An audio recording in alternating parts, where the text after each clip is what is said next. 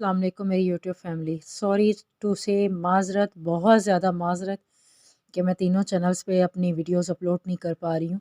शादी की वजह से बहुत ज़्यादा मसरूफियात हैं। So sorry. तो आप लोगों को इतनी तकलीफ़ हो रही है कि नावल जो है वो आगे बढ़ने की बजाय पीछे को जा रहे हैं ना। तो इंशाल्लाह शादी जैसी ही गुजरेगी तो इंशाल्लाह मैं ना यहाँ पे रेगुलर वीडियो डालना शुरू कर दूँगी। थैंक यू सो मच मेरे नावल पे आने के लिए, आप लोगों का बहुत शुक्रिया। प्लीज़ लाइक और सब्सक्राइब और शेयर किया करें ताकि ज़्यादा से ज़्यादा आएँ और आप मेरे तीनों चैनल्स पे विज़िट करें ना, एज़ी उर्दू नावल पे, उर्दू नावल स्टोरीज़ पे। तो आप सब चैनल्स पे मेरे पे विज़िट करें ताकि आपको अच्छी-अच्छी स्टोरीज़ वहाँ पे सुनने को मिले। Thank you so much. क्या करूँ कि दर्द कम नहीं होता, इज़ा कलम मुँह हानि, एपिसोड नंबर 15। इर्तिज़ा ने अपने कमरे का दरवाज़ा खुला देखा तो हया ने जल्दी से अपना हाथ रुमान के मुंह से हटाया। रुमान भी सीधा खड़ा हो गया। इर्तिज़ा चलता हुआ इसके पास आया। ये तुम क्या करी थी रूमी के साथ?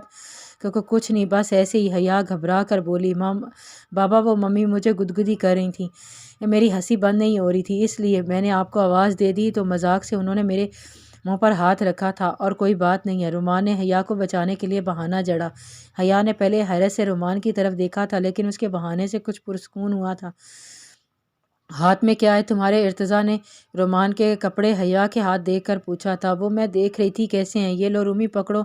हया ने कपड़े रुमान को दिए और सीधा किचन में आ गई। पता नहीं किस जलाद के ख़ानदान से ताल्लुक़ है इनका, हर वक्त गुस्से से घूरते ही रहते हैं। क्या बेबसी है, अपनी मर्ज़ी के कपड़े भी मैं नहीं पहन सकती हूँ। मेरे वार्डरोब भरा पड़ा है ऐसे कपड़ों से, और यहाँ मुझे इस रूमी के बच्चे की मिन्नतें करनी पड़ रही हैं। दिल जलाते हुए वो केतली में पानी डाल रही थी, साथ साथ ऊंची आवाज़ में अपने दुखड़े भी रो रही थी। रुमान पीछे खड़ा सुन रहा था। इसके पास आकर खड़ा हो गया। हया ने एक वसीली नज़र इस पर डालकर हटा ली थी। आंटी देखो, आंटी मत कहना मुझे। हन आंटी, हया ने मुंह कर आंटी दोहराया था और चाय की पत्ती डालने लगी। फिर मम्मी कह दूं? रोमान की इस्तफामिया नज़रों पर हया ने अपनी फरमाइशी नज़रें गाड़ी थीं। जी नहीं तो फिर क्या कहूँ, इसने मासूमियत से पूछा। मेरा नाम हया है इसलिए हया ही कहा करो, यह काफ़ी बदतमीज़ी हो जाएगी। मैं छोटा हूँ आपसे, पर लगते तो नहीं हो। मेरे साथ खड़े हो तो बस चंद इंच का फ़र्क है, वो तो आपकी हाइट छोटी है इसलिए। रुमान का यूं उसकी हाइट पर चोट करना इसे बुरा लगा था। जी नहीं, 5 फीट 2 इंच हाइट है मेरी और ये बिल्कुल ठीक है होती है। तुम ही उम्र से कुछ बड़े लगते हो, फिर भी मैं आपको नाम लेकर नहीं पुकार सकता।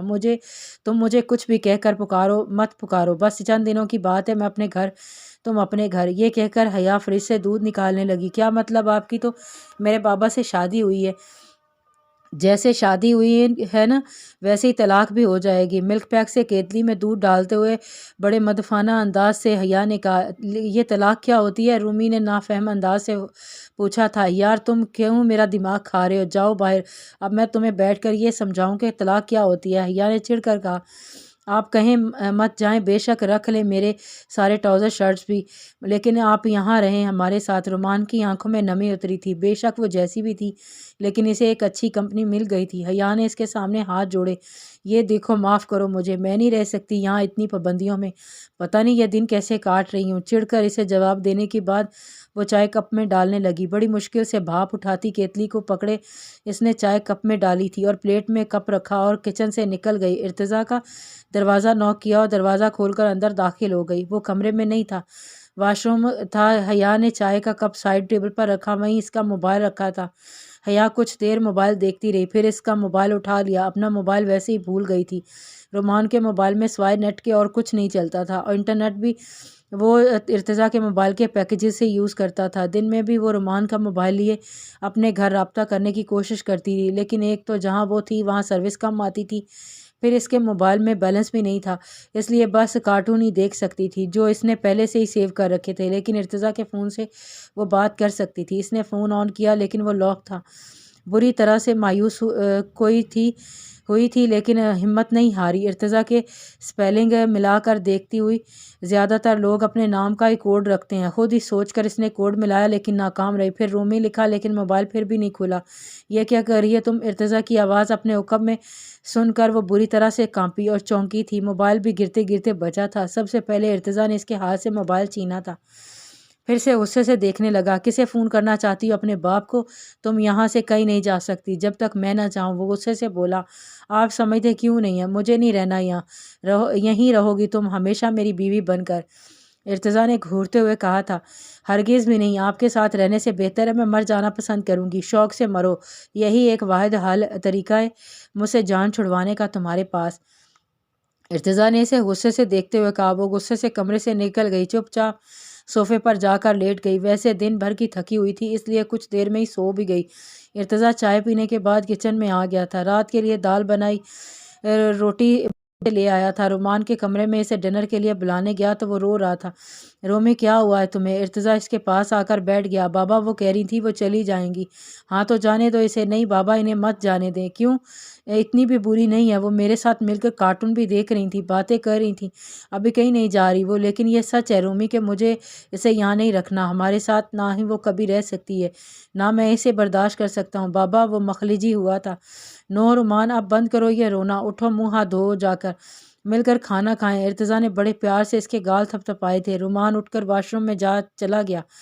तानिया को इसका शौहर सीधा डॉक्टर के पास लेकर गया था। 2-3 नींद के इंजेक्शनों के बाद इसकी कैफियत बदली थी। वो अब नींद बेहोशी में जा चुकी थी। डॉक्टर ने उसकी शौहर को अपने कैबिन में बुलाया। आज तो इनकी हालत देखकर मैं खुद डर गई थी। लगता है मेंटली टॉर्चेस दिए गए हैं इन्हें, और नींद के इंजेक्शन की ये आदी हैं। जब भी वो 2 इंजेक्शन इन्हें नशा नहीं दे पा रहे थे। मेरा मशवरा ये है, आप इन्हें किसी साइकियाट्रिस्ट को दिखाएं। अभी तो वो बेहोश हैं, सुबह ये होश में आएंगी। आप वेटिंग रूम में वेट कर लें। वो उठकर चला गया। सुबह तक वेटिंग रूम में तानिया के होश में आने का इंतज़ार करता रहा। जैसे ही वो होश में आई इसे घर ले आया, लेकिन इस वक्त बहुत गुस्से में था। इसके इस पागलपन से परेशान होकर रह गया था। मसला क्या है तुम्हारे साथ? बताती क्यों नहीं हो? कमरे में लाकर इसने सख्ती से इसे कहा। इस बार आप जनाब का तकल्लुफ़ वो ख़त्म कर चुका था। तंग आ चुका था उसकी चुप से, उसकी रोज़ बदलती हालत से। जितना खुद को समझा कर उसकी तरफ माइल होने की कोशिश करता था, एक नया रंग रूप लिए वो इसे नई आजमाइश में डाल जाती थी। अब भी चुप थी। देखो तानिया, मुझे मज़ीद गुस्सा मत दिलाओ। बताओ मुझे कौन था वो शख्स जिसे देखकर तुम पागल होने लगी थी? वो पहली बार गुस्से से बेकाबू होकर इससे पूछ रहा था। तानिया का रंग फिर से फक होने लगा था। वो दीवार के साथ लग गई। मत छूना मुझे, खुदा के लिए मुझे हाथ मत लगाओ। वो दीवार से लगकर फिर से चलाने लगी थी। वो सर पकड़ कर खड़ा था। लग रहा था खुद भी पागल हो जाएगा, इसलिए कमरे से निकल गया। काफ़ी देर सोचता रहा, लेकिन किसी मसले का कोई सिरा इसके हाथ में नहीं था। अगले रोज़ तानिया एक साइकियाट्रिस्ट के सामने खामोश बुत बनी बैठी थी। आप यहाँ लेट जाएं। डॉक्टर ने इसे एक आरामदेह सोफे की तरफ इशारा किया। वो वहाँ लेट गई। फिर से अपनी आंखों की जानिब देखने को कहा। चंद मिनट में ही वो इसे हिप्नोटाइज कर चुका था। अब आप मेरी आंखें बंद कर लें अपनी। डॉक्टर के कहने पर वो आंखें बंद कर चुकी थी। तानिया, अब आप मुझे ये वो बताएंगी जो मैं आपसे पूछूंगा। इसका शौहर भी वहीं मौजूद था। आपका नाम तानिया है? तानिया, कौन है आप? एक जिस्म फरोश औरत। एक जवाब पर डॉक्टर कुछ मुतज़ब्ज़ब सा हुआ था। एक नज़र उसके शौहर पर डाली, फिर दोबारा से तानिया की तरफ मतवज्जे हुआ। कब से कर रही हैं ये सब? 1 साल से, शायद ज़्यादा। याद नहीं आ रहा। चेहरे से वो अब भी बेचैन थी। कौन करवाता था ये सब? वो बहुत मारता था मुझे। वो कौन? वो आदमी नहीं है, वैशी है पूरा। क्या करता है वो मुझे इंजेक्शन लगाता है। नशे का। तानिया की आवाज़ अब कँपाने लगी थी। आंखों के किनारों से आंसू बहने लगे थे। फिर मुझे याद नहीं, लेकिन कमरा है, हल्की रोशनी है, नीले रंग की रोशनी। कोई कैमरा लेकर खड़ा है। कोई मेरे साथ। मेरा सर चकरा रहा है। मुझे याद नहीं आ रहा, लेकिन मुझे तकलीफ़ हो रही है। लग रहा है कोई जलता सिगरेट है जो मेरे बाजू पर लगा है। उफ़, मेरा बाजू जल रहा है। मुझे तकलीफ़ हो रही है। अब फिर से चलाने लगी थी। छोड़ो मुझे छोड़ दो। मेरे पास मत आओ। खुदा के लिए मुझे जान से मार डालो। मुझे ज़िंदा नहीं रहना। वो रोते हुए कह रही थी। अपने हाथ ऐसे चला रही थी जैसे किसी को उसे दूर करने की कोशिश कर रही हो। कोई मेरे बालों को खींच रहा है। मेरे बाल मत खींचो। क्यों मुझे मार रहे हो? मेरा गला कोई घूंट रहा है। बहुत तकलीफ़ हो रही है। मेरा दम घुट रहा है। ये कहते कहते वो फिर से बेहोश हो गई। डॉक्टर के साथ इसका शौहर भी गुमसुम सा होकर रह गया था। काफ़ी देर बाद डॉक्टर ने गहरी सांस भरी। उफ़, क्या कहूँ, लफ्ज़ नहीं है। आई थैंक्स इनकी वीडियोस बनाई गई हैं। ये एक और नई अजियत थी इसके शौहर के लिए। लड़कियों को नशा आवर दवाइयाँ इंजेक्शन लगाकर घटिया किस्म की वीडियो बनाई जाती हैं। यह बात है अब फैलती जा रही थी। اب تو گرلز کالج میں بھی لڑکیوں کو پہلے نشے کے پاؤڈرز کا عادی کیا جاتا ہے، پھر یہ سب کام لیا جاتا ہے۔ بہت اس سے شریف گھرانوں کی لڑکیاں بلیک میلنگ کے ڈرز کی وجہ سے یہ سب بار بار کرنے پر مجبور ہو جاتی ہیں۔ پھر جب یہ ویڈیو عام ہو جاتی ہیں اور ہر شخص انہیں جاننے پہچاننے لگتا ہے، ان پر گھٹیا فکریں کسنے لگتا ہے، ان کی ویڈیوز کے حوالے دینے لگتا ہے، تو ان لڑکیوں کی حالت ایسی ہی ہو جاتی ہے جیسی تانیہ جیسی۔ انہیں سڑک پر چلتا ہوا ہر دوسرا شخص انہیں سرسری سا بھی دیکھے انہیں لگتا ہے انہیں گھور رہا ہے، یا انہیں جانتا ہے، یا ان کی ویڈیو دیکھ چکا ہے۔ بہت سی لڑکیاں تو خودکشی کر لیتی ہیں، اور بہت جگہ یہ بھی دیکھا گیا ہے اگر کوئی اس کی لڑکی کا جاننے والا وہ ویڈیو دیکھ کر اس کی فیملی کو انفارم کر دے تو ماں باپ صدمے سے ہی مر جاتے ہیں، لیکن لوگ اپنی ان بہن بیٹیوں کو گھر سے نکال دیتے ہیں۔ جب ان لڑکیوں کے پاس دوسرا کوئی راستہ نہیں ہوتا تو مجبوراً ان کا رخ پھر یا تو کوٹھے کی جانب اٹھتا ہے یا پھر اسے ہی کسی گروہ کی جانب، پھر وہ ان کی مستقل گاہک بن جاتی ہیں۔ نئی لڑکیوں کو کیسے گھیرنا ہے وہ سارے گن جان جاتی ہیں۔ ڈاکٹر کی بات وہ خاموشی سے سن رہا تھا، اور یقیناً کوئی قاعدہ قانون نہیں ہوگا اس کی روک تھام کے لیے۔ معصوم بچیوں کے ساتھ کھیلے جانے والے اس نئے کھیل کے لیے پولیس بس چھاپے مار کر اپنی جیبیں ہی بھرتی ہوگی۔ اس نے غصے اور تعصب سے کہا، نہیں ایمانداری سے کام کرتے ہیں ان کے ہاتھ روک دیے جاتے ہیں۔ یہ سب کرنے والوں کی پہنچ بہت اوپر تک ہے، رسائی ناممکن ہے، ہم اور آپ چاہ کر بھی کچھ نہیں کر سکتے ہیں۔ یہ ٹھیک کیسے ہوگی؟ تانیہ کے شوہر نے تانیہ کی طرف اشارہ کر کے پوچھا تھا۔ فی الحال تو آپ انہیں زیادہ تر گھر میں رکھیں، باہر مت لے کر جائیں، اگلے ہفتے انہیں پھر لے کر آئیے گا۔ 2-3 مہینے کے علاج سے مجھے امید ہے کافی بہتر ہو جائیں گی، لیکن آپ کو بہت پیشن سے کام لینا ہوگا۔ جی اتنا تو سمجھ چکا ہوں، ویسے ایک بات میری سمجھ سے باہر ہے، عموماً ایسی لڑکیوں کو کوئی سہارا دیتا نہیں ہے۔ آپ اچھے خاصے خوش شکل ہیں، پھر پڑھے لکھے اچھی پوسٹ پر بھی فائز ہیں، پھر ان سے شادی۔ ڈاکٹر کی بات سن کر اس نے ایک گہری سانس بھری۔ پہلے تو انجان تھا، لیکن اب سوچتا ہوں کیسے اسے اس جہنم میں پھینک دوں جہاں اس کی روح تک کو جھلسا کے رکھ دیا ہے۔ ایک دکھ تھا جو اس کی آنکھوں سے آنسو بن کر نکل رہا تھا۔ بہت بڑا ظرف ہے آپ کا، ورنہ ہمارے معاشرے میں کسی لڑکی کے ساتھ ایک بار بھی ریپ ہو جائے اور اس کے شوہر کو علم ہو جائے تو گھر سے دھکے دے کر نکال دیتا ہے، کوئی نہیں اپناتا، اور اگر اپنا بھی لے تو زندگی دوبر کر کے رکھ دیتا ہے۔ شاید مرد کی غیرت اسی بات پر جاگتی ہے۔ یہ کیوں نہیں سوچتے کہ یہ سب کرنے والے بھی تو مرد ہی تھے نا، اس میں عورت کا کیا قصور؟ یہ کوئی نہیں سوچتا۔ ایکچولی ماں باپ کی بچیوں سے لاپرواہی کا نتیجہ بھی ہے۔ دیکھنا چاہیے کہ کالج میں ان کا اٹھنا بیٹھنا کیسی لڑکیوں کے ساتھ ہے، کس دوستوں سے باتیں کرتی ہیں، کن سے ملتی ہیں۔ آزادی کے نام پر کھلی چھٹی نہیں دینی چاہیے، نہ ہی بیجا سختی کہ بچیاں اپنے ماحول سے باہر نکلنے کا سوچیں اور ایسے بھیڑیوں کے ہاتھ لگیں جو اسی طاق میں گھات لگائے بیٹھے ہوتے ہیں۔ اور آپ کی بات سے متفق ہوں، کیونکہ حکومت نے تو کچھ نہیں کرنا، اس لیے اپنے بچوں کی حفاظت کی ذمہ داری خود ہی اٹھا لی جائے تو بہتر ہے۔ انہیں کچھ دور میں ہوش آ جائے گا۔ ایک بار پھر کہوں گا، بہت پیشن کی ضرورت ہے آپ کو، ڈاکٹر نے ایک بار پھر تاکید کی تھی۔ جازم اب بار بار وہاں جانے لگا تھا، نظر صرف نور جہاں پر ہوتی تھی۔ کئی بار نور جہاں نے بھی اسے دیکھا تھا، 2 منٹ تک اس کا جائزہ بھی لیا تھا۔ پچھلے 1 مہینے سے آنے والا یہ لڑکا اب تک کسی لڑکی کا گاہک نہیں بنا تھا، بس مفت کا رقص دیکھتا اور چلتا بنتا۔ لیکن جب سودے کے لیے بیٹھا تو نور جہاں کے ہوش اڑا کے رکھ دیے تھے۔ ماں جیسی تھی، میری ماں ہے آپ۔ نور جہاں کی آنکھیں حیرت سے پھٹی، کنگ سی رہ گئی۔ کیا بول گیا تھا وہ؟ کچھ پل لگا، سوچنے سمجھنے سے قاصر ہوئی۔ وہ سامنے کھڑا رو رہا تھا۔ جب ذہن نے کچھ کام کرنا شروع کیا تو کچھ نہیں سوج رہا تھا۔ تیزی سے اپنے کمرے میں چلی گئی، دروازہ بند کر کے کنڈی لگا لی۔ دروازہ بڑی زور سے دھڑدھڑایا تھا۔ دروازہ کھولیں، جازم کی آواز آئی تو نور جہاں کی پتھر آنکھوں سے کئی سال بعد آنسو نکلے تھے۔ دروازہ کیوں بند کیا آپ نے؟ آپ مجھ سے یوں چپ نہیں رہ سکتی ہیں، دروازہ کھولیں۔ وہ چلا رہا تھا، دروازہ پیٹ رہا تھا، آواز سے لگ رہا تھا وہ رو بھی رہا ہے۔ نور جہاں کے آنسو اب دبی دبی سسکیوں سے نکل رہے تھے۔ 3 دن کے بیٹے کا چہرہ آنکھوں کے سامنے آیا تھا، جیسے کانپتے ہاتھوں سے کسی کی گود میں ڈالا تھا۔ کتنا روئی تھی اس دن، 3 دن تک روتی رہی تھی۔ سوتے ہوئے چھوٹے بچے کے رونے کی آوازیں آنے لگتی تھی تو اٹھ بیٹھتی تھی، خالی بیڈ دیکھ کر بلکتی تھی، تڑپتی تھی، پھر آہستہ آہستہ خود کو پتھر کا بنا لیا تھا۔ اس کے بعد کسی نے بھی نور جہاں کی آنکھوں کو برستے ہوئے نہیں دیکھا تھا، تب بھی نہیں جب اس کی اپنی ماں مری تھی۔ سب روئے تھے لیکن ایک بوند نور جہاں کی آنکھ سے نہیں نکلی تھی۔ لیکن آج رو رہی تھی، سسک رہی تھی، رو وہ بھی رہا تھا، دل دونوں کا بیک وقت تڑپ رہا تھا۔ بیچ میں ایک دروازے کی آڑ تھی، نور جہاں کا دل چاہا سینے سے لگا لے، اس کو اپنے ساتھ بیچ لے، شاید برسوں سے تڑپتی ممتا کو قرار آ جائے۔ ہاتھ سینے تک گیا تھا۔ باہر جازم کھڑا رو رہا تھا، ماں اب صبر کا اور امتحان نہ لے اور ایسے اس کا حق ادا کر دے، لیکن دروازہ نہیں کھلا تھا۔ جازم نے غصے سے پاؤں سے زور کی ٹھوکر دروازے کو ماری تھی۔ آپ نہیں کھولیں گی؟ مت کھولیں، میں بھی دیکھتا ہوں کب تک نہیں کھولیں گی۔ نور جہاں بیگم، جازم تب تک نہیں جائے گا جب تک آپ اسے اپنے ہر سوال کا جواب نہ لے لے۔ یہ کہہ کر وہ سامنے تخت پر بیٹھ گیا۔ جازم زیر لب نور جہاں نے اس کا نام دہرایا تھا۔ آنسو یکا یک آنکھوں سے ٹپکتے تھے کہ کئی سال پیچھے یاد آئی تھی۔ چند دن کا تھا۔ نام کیا رکھوں اس کا؟ میں نے تو جازم رکھا ہے، پر تجھے اختیار ہے ماسٹر، کچھ بھی رکھ دینا، بس کبھی اسے یہاں کا رستہ مت دکھانا۔ کہہ دینا کہ تیرا ہی بیٹا ہے۔ ماں جنم دیتے ہی مر گئی۔ روتے ہوئے اس نے آخری بار جازم کو دیکھا تو جو ہارون رشید کی گود میں سویا ہوا تھا، پھر رخ بدل گئی۔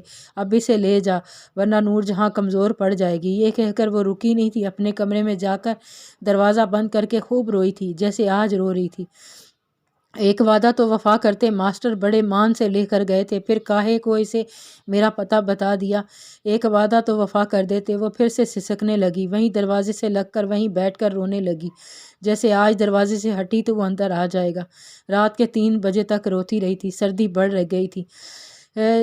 نور جہاں کی سردی بھی سی محسوس ہوئی، کوئی تو پہلے خیال جازم کا آیا۔ رات کو صحن کافی ٹھنڈا ہوتا ہے، اس وقت کہیں ٹھنڈ ہی نہ لگ جائے اسے۔ پہلی بار طوائفہ کی بجائے ماں بن کر دل نے سوچا، اور دروازہ ذرا سا کھول کر دیکھا تو وہ تخت پر 2 زانوں پیڑ سے جوڑے سو رہا تھا۔ سردی واقعی بڑھ گئی تھی، اس لیے سمٹا پڑا تھا۔ نور جہاں نے اسے اپنے بیڈ سے موٹا لحاف اٹھایا اور باہر آ گئی۔ جلدی سے لحاف اس کے اوپر دیا، سویا ہوا پہلی بار سے اتنا اپنا سا لگا۔ ماتھے پر بکھرے بال دیکھ کر رہا نہیں گیا، اس کے پاؤں پاس بیٹھ گئی، اس کے آگے بڑھ کر اس کے بال پیچھے کیے، ڈرتے ڈرتے اس کے چہرے کو چھو رہی تھی کہ کہیں اس کی آنکھ نہ کھل جائے، لیکن دل کے ہاتھوں مجبور تھی۔ چند دن کا تھا جب بے تحاشا اس کا چہرہ چوما تھا، سوچا تھا عمر بھر کے پیار کا حق ادا کر دے، تب بھی رو رہی تھی، اب بھی آنسو بہہ رہے تھے۔ کئی سالوں بعد اس کے ماتھے پر بوسہ دیا، ماں ہونے کا حق ادا کیا، پھر اٹھ کر جانے لگی، لیکن وہ اس کی گود میں سر رکھ چکا تھا۔ پھر آنکھیں کھول کر اسے دیکھنے لگا۔ نور جہاں نے برجستہ نظریں ہٹائی تھیں، بڑی دیر انتظار کروایا۔ امی، مجھے تو لگا تھا کچھ دیر میں باہر آ جائیں گی، مجھے اپنے سینے سے لگائیں گی۔ وہ ایسے مسکرا کر بات کر رہا تھا جیسے کچھ ہوا ہی نہیں ہو۔ امی سن لگا کر، طوائفہ کے علاوہ کچھ بھی ہے نور جہاں؟ اجنبی سا لفظ تھا جو کانوں نے سنا تھا۔ بڑی مشکل سے خود کو سنبھال کر بولی، دیکھ چلا جا یہاں سے، بھول جا کہ میں تیری کچھ لگتی ہوں۔ روتے ہوئے اپنا چہرہ صاف کر کے نور جہاں نے کہا، بہت سخت نیند آ رہی ہے، ذرا سر پہ ہاتھ پھیر دیں تو سو جاؤں گا۔ وہ آنکھیں بند کر کے بولا، تو سمجھتا کیوں نہیں ہے، کیوں ضد کر رہا ہے؟ ٹھیک ہے، چلا جاتا ہوں۔ جازم اٹھ کر کھڑا ہو گیا، لیکن گیا تو نور جہاں کے کمرے میں۔ نور جہاں اس کے پیچھے لپکی تھی۔ کمرے میں داخل ہو کر دیکھا تو جازم اس کی الماری کھولے اس کے کپڑے نکال رہا تھا۔ یہ کاہے نکال رہا ہے؟ آپ میرے ساتھ جائیں گی؟ میں نہیں جا سکتی۔ کاہے نہیں سمجھتا ہے تو؟ نور جہاں بے بسی سے بولی، کیوں نہیں جا سکتی؟ اب تو آپ کے سر پر ایسی کوئی نہیں جو آپ کو روک سکے، لیکن میں تو ہوں نا، میری چھوریوں کا کیا ہوگا؟ انہیں کون سنبھالے گا؟ میں نہیں جانتا، لیکن آپ میری ماں ہیں، اس لیے میرے ساتھ جائیں گی؟ نہیں جاؤں گی کہیں بھی، وہ حتمی انداز سے بولی۔ تو آپ نہیں جائیں گی؟ جازم نے اس کی آنکھیں دیکھ کر پوچھا۔ نہیں، ٹھیک ہے، میں بھی نہیں جاؤں گا کہیں۔ جب میری ماں اس کوٹھے پر رہ سکتی ہے تو میں کیوں نہیں؟ تو یہاں ہی ٹھیک رہے گا۔ تجھے اگر اس ماسٹر سے ذرا بھی پیار ہے تو چلا جائے گا۔ کون ماسٹر؟ ہارون رشید۔ یہ سن کر جازم چپ ہوا تھا۔ اتنا تو میں جانتی ہوں کہ تجھے اس سے بہت پیار ہے۔ جازم نے کوئی جواب نہیں دیا، چپ چاپ کمرے سے نکلنے لگا، لیکن دروازے پر جا کر رک گیا۔ پھر پلٹ کر نور جہاں کو دیکھا، بے اختیار تیزی سے اس کے پاس آ کر اس کے سینے سے لگ کر رونے لگا۔ وہ بے اختیار سی ہو گئی، سارے بند جیسے پل میں ٹوٹ گئے تھے، برسوں کی خواہش پر بے بس ہوتی ہوئی تھی، اسے سینے میں بیچ لیا تھا۔ میرا بچہ، میرا جازم۔ روتے ہوئے اس نے پہلی بار اس کا نام پکارا تھا، پھر اس سے ذرا سا پیچھے کر کے اس کا چہرہ ہاتھوں میں لے کر اس کے رخسار چومنے لگی، خود بھی رو رہی تھی۔ اسے لگا جازم پھر سے چند دن کا ہو گیا۔ جازم بس اپنی ماں کی بے قراری دیکھ رہا تھا، اس کا بے ساختہ امڑنے والا پیار دیکھ رہا تھا، اس کی بے بسی سے بہتے آنسو دیکھ رہا تھا۔ کتنا پیارا ہے تو، آج تک تیرے جتنے تصور میں نے باندھے تھے اب میرا جازم ایسا لگتا ہوگا، اب ایسا لگتا وہ سب جھوٹے نکلے، تو ان سب تصورات کو ماند کرتا ہے۔ تجھے پہلی بار دیکھ کر دل چاہا تھا تجھے پلٹ کر دیکھوں، تو کونے میں بیٹھا تھا اس دن نیلے رنگ کے بشٹ پہنے، نیلے رنگ بڑا جچ رہا تھا تجھ پر، لیکن تو نے مجھے دیکھ رہا تھا، اس لیے میں نے تجھے دیکھا نہیں، لیکن کئی بار چور آنکھوں سے دیکھا تھا۔ تجھے دیکھ کر دل بے اختیار ایسا ہونے لگتا تھا، پتہ نہیں کیوں میری آنکھوں کے سامنے چند دن کا جازم نظر آنے لگا تھا، پھر وہاں رک نہیں پائی تھی، اندر کمرے میں چلی گئی۔ 1 مہینے بعد جب تو نے میری قیمت لگائی، تجھے تھپڑ مارا میں نے تو رونے لگا تھا، تیرے آنسوؤں نے ہلچل سی مچا دی تھی میرے اندر، تو چلا گیا، لیکن بے چین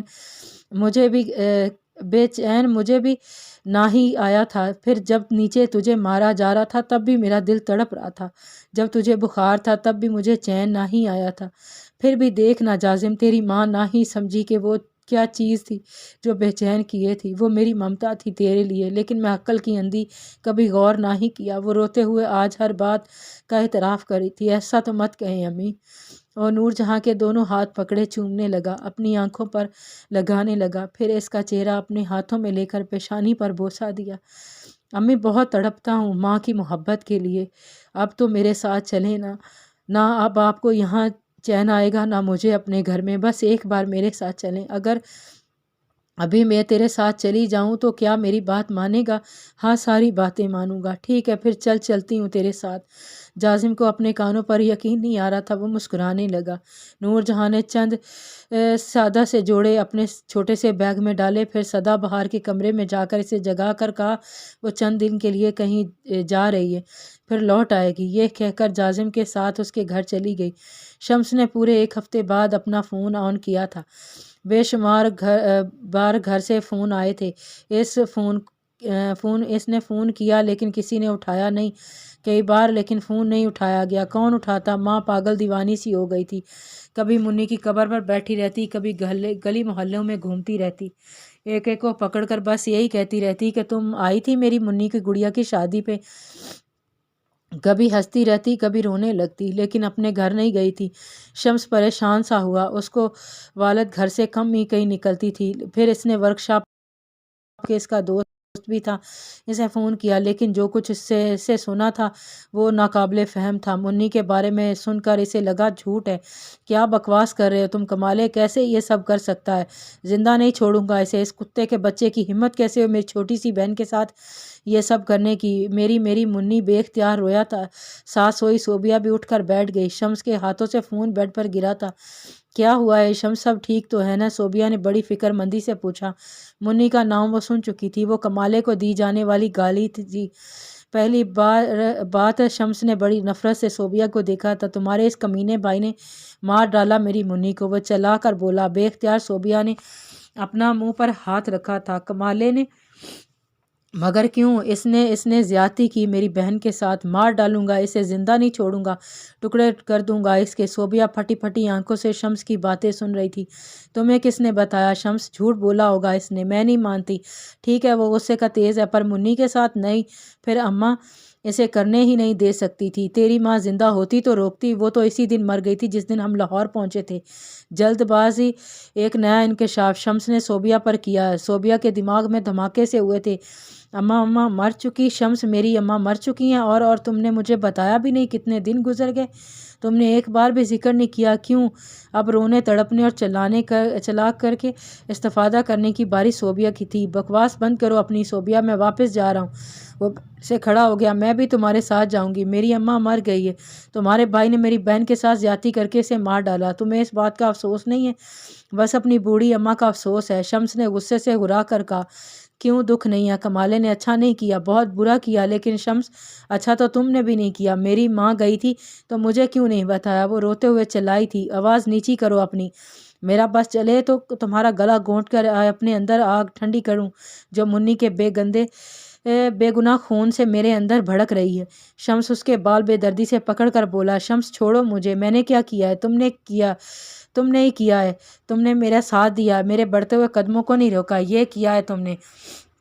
میری بہن کی اصل قاتل تم ہو صوبیہ، سزا کی تو میں تمہیں بھی دوں گا، ایسی سزا دوں گا کہ جیتے جی روز مرا کرے گا کمالہ، آپ سے مرنے کی دعائیں مانگے گا حرام زادہ۔ یہ کہہ کر صوبیہ کو دھکا دے کر وہ کمرے سے نکل گیا تو صوبیہ رونے لگی، اپنی ماں کا غم بھی ابھی ٹھیک سے سہ نہیں کر پائی تھی۔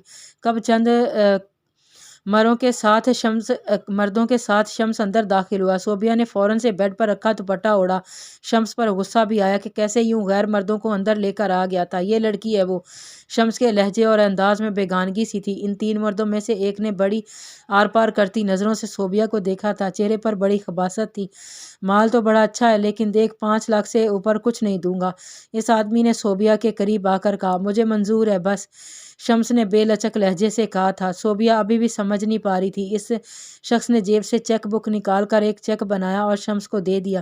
دیکھ اگر کچھ گڑبڑ ہوئی تو تم جانتے ہو میں کیا کر سکتا ہوں، ہماری پہنچ سے باہر نہیں ہے، تو جانتا ہے تو کوئی نہیں ہے اس کا، بس 1 منٹ کچھ کہنا ہے اسے۔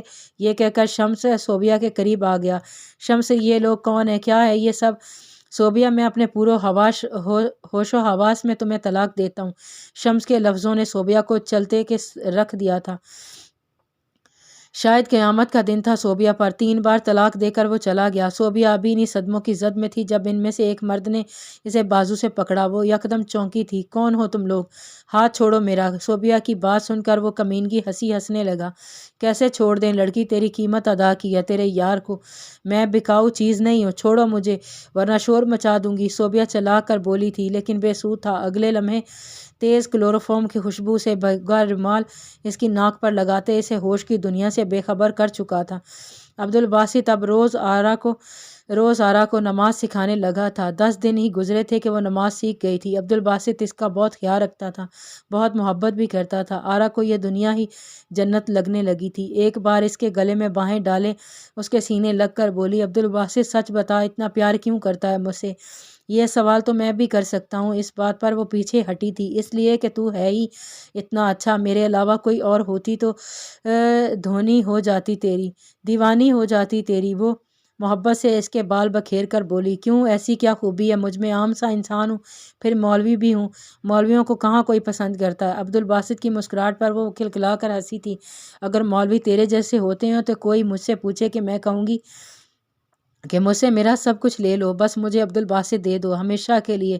یہ کہہ کر وہ اداس سی ہو گئی۔ تمہارا ہی تو ہوں، بس 25 دن کے لیے۔ 5 دن کیسے جلدی سے گزر گئے عبدالباسط، حالانکہ میں نے ان 5 دنوں میں ہر وہ لمحہ تمہارے ساتھ گزارنا چاہا کہ بڑی سست روئی سے گزرے، لیکن دیکھنا وقت کو جلن ہے، شاید مجھ سے چاہتا ہے جلدی اگلے مہینے کی 10 تاریخ آ جائے۔ کس نے کہا 10 تاریخ کو چھوڑ دوں گا آپ کو؟ آرا عبدالباسط کی بات پر متحرک ہوئی تھی۔ تو نے قرآن اٹھایا تھا عبدالباسط؟ ہاں، لیکن میں دل سے آمادہ نہیں تھا، مجبور اٹھایا تھا۔ پھر اس کا کفارہ ہے ہمارے دین میں، اتنی سختی اللہ نے اپنے احکامات میں نہیں دی جتنی ہم بندوں نے خود پر مسلط کر لی ہیں۔ یہ دین تو بڑی گنجائشیں نکال دیتا ہے۔ اللہ بڑی محبت کرتا ہے اپنے بندوں سے، سمجھی نہیں ہوں تیری بات، میں کفارہ ادا کر دوں گا لیکن آپ کو نہیں چھوڑوں گا۔ یہ کہہ کر وہ کمرے سے نکل گیا تھا۔ اللہ تمہیں نہیں پکڑتا تمہاری غلط فہمی کی قسموں پر، ہاں ان قسموں پر گرفت فرماتا ہے جنہیں تم نے مضبوط کیا، اور ایسی قسموں کا بدلہ 10 مسکینوں کو کھانا کھلا دینا، اپنے گھر والوں کو جو کھاتے ہوں ان کے اوسط میں سے انہیں کپڑے دینا، یا ایک برد غلام آزاد کرنا جو ان میں سے کچھ نہ پائے، تو 3 دن کے روزے پر یہ بدلہ ہے کہ تمہاری قسموں کا جب قسم کھاؤ اور اپنی قسموں کی حفاظت کرو۔ اس طرح اللہ تم سے اپنی آیتیں بیان فرماتا ہے کہ کہیں تم احسان مانو، تمہاری فضول قسموں پر نہیں پکڑے گا۔ اس سے پہلی آیت میں بیان ہوا ہے کہ صحابہ کرام رضی اللہ تعالیٰ عنہ کی ایک جماعت نے کھانے پینے کی چند حلال چیزیں اور کچھ لباس اپنے اوپر حرام کر لے اور دنیا سے کنارہ کشی اختیار کر لی۔ مزید یہ کہ ان پر انہوں نے قسمیں بھی کھا لیں۔ جب اللہ تعالیٰ نے انہیں اس چیز سے منع کیا تو انہوں نے عرض کی کہ یا رسول اللہ صلی اللہ علیہ وسلم، اب ہم اپنی قسموں کا کیا کریں؟ اس پر اللہ تعالیٰ نے یہ آیت نازل فرمائی جس میں قسم کے احکامات بیان کیے گئے تھے۔ قسم کی اقسام، قسم کی 3 قسمیں ہیں۔ غلط فہمی کی قسم، یہ وہ قسم ہے کہ آدمی کسی واقعے کو اپنے خیال میں صحیح جان کر قسم کھا لے اور حقیقت میں ایسا نہ ہو، ایسی قسم پر کفارہ نہیں ہے۔ یمان غوث یعنی جھوٹی قسم، کسی گزشتہ واقعے کے متعلق جان بوجھ کر جھوٹی قسم کھانا یہ حرام ہے۔ جو کسی آئندہ کے معاملے پر اپنے پورے کرنے پر پورا نہ کرنے کے لیے قسم کھائی جائے، کسی صحیح معاملے پر کھائی جائے، ایسی قسم توڑنا منع بھی ہے اور اس پر کفارہ بھی لازم ہے۔ قسم کی دوسری صورت پر بھی کفارہ لازم ہے۔ قسم کا کفارہ، یہاں آیت مبارکہ میں قسم کا کفارہ بیان کیا گیا ہے، اور قسم کا کفارہ یہ ہے کہ اگر کوئی قسم توڑے اور ایک غلام آزاد کرے یا 10 مساکین کو 2 وقت پیٹ بھر کر درمیانے درجے کا کھانا کھلائے یا 10 مساکین کو کپڑے پہنائے، ان تینوں میں سے کوئی بھی طریقہ اختیار کرنے کی اجازت ہے، اور اگر تینوں میں سے کسی کی بھی طاقت نہ ہو تو مسلسل 3 روزے رکھنا کفارہ ہے۔ قسم کے کفارے کے چند مسائل ہیں۔ قسم کے کفارے سے متعلق چند مسائل یاد رکھیں۔ مساکین کو کھانا کھلانے کی بجائے انہیں صدقہ فطرانے کی مقدار بھی دے سکتا ہے، یہ بھی جائز ہے۔ ایک مسکین کو 10 روز دے دیا یا کھلا دیا کرے۔ بہت گھٹیا قسم کا کھانا کھلانے کی اجازت نہیں ہے، درمیانے درجے کا ہونا چاہیے۔ مساکین کو کپڑے پہنائے تو وہ بھی درمیانے درجے کے ہونے چاہیے، اور درمیانے درجے کے وہ ہیں جن سے اکثر بدن ڈھک سکے، اور درمیانے درجے کے لوگ کپڑے پہنتے ہوں، یعنی سوٹ بہت گھٹیا نہ ہو اور 3 مہینے تک چل سکتا ہے۔ روزے سے کفارہ جب ہی ادا ہو سکتا ہے جبکہ کھانا کھلانے، کپڑے دینے اور غلام آزاد کرنے کی قدرت نہ ہو۔ روزہ رکھنے کی صورت میں ضروری ہے کہ یہ روزہ مسلسل رکھے جائیں۔ کفارہ قسم توڑنے سے پہلے دینا درست نہیں ہے۔ مشورہ: قسم کے بارے میں کچھ کلام سورۃ بقرہ کی آیت نمبر 224-225 کے تحت تفسیر میں گزر چکا ہے، وہاں سے اس کا مطالعہ فرمائیں۔ نیز قسم اور اس کے کفارے کے بارے میں مزید تفصیل جاننے کے لیے بہار شریعت حصہ نمبر 9 بیان کیا گیا ہے، مطالعہ فرمائیں اور اپنی قسموں کی حفاظت کرو۔ قسم کی حفاظت کا حکم ہے اور وہ یہ ہے کہ انہیں پورا کرو اگر اس میں شرعاً کوئی حرج نہ ہو، اور یہ بھی حفاظت ہے کہ قسم کھانے کی عادت ترک کی جائے۔ صبح کی فجر کے بعد حیا کی آنکھ کھلی تھی، وہ بھی بھوک کی شدت کی وجہ سے۔ کل صبح کا ناشتہ ہی ڈٹ کے کیا تھا، دوپہر کو کھانے کو کچھ تھا نہیں، اس لیے رومان کے ساتھ مل کر فرائض بنا کر کھا لیے تھے۔ اس کے لیے ایسا سوئی تھی کہ اب اٹھی تھی۔ پہلے تو کچن میں آ کر فریج کھول کر پانی نکال کر پیا، پھر دیکھا تو دال فریج میں رکھی تھی۔ اس نے ناگواری سے فریج بند کیا، پھر ہاٹ پاٹ میں دیکھا تو وہی تندور کی روٹیاں رکھی تھیں جو اس وقت اکڑی ہوئی تھیں۔ کیسا فریج ہے یہ جس میں کچھ بھی ڈھنگ کا نہیں ہے؟ دال بھی کوئی کھانے کی چیز ہے؟ کہاں پھنس گئی ہوں میں؟ پھر بھی خیال آیا کہ اس وقت سب سو رہے ہیں، اگر وہ گھر سے بھاگ جائے تو جب تک ارتضیٰ اٹھے گا وہ اسلام آباد کی بس میں بیٹھ چکی ہوگی۔ بس یہ خیال آتے اس نے اپنی چھوٹی ہیل والے سینڈل پہنے اور مین دروازہ کھولا اور باہر نکل گئی۔ باقی آئندہ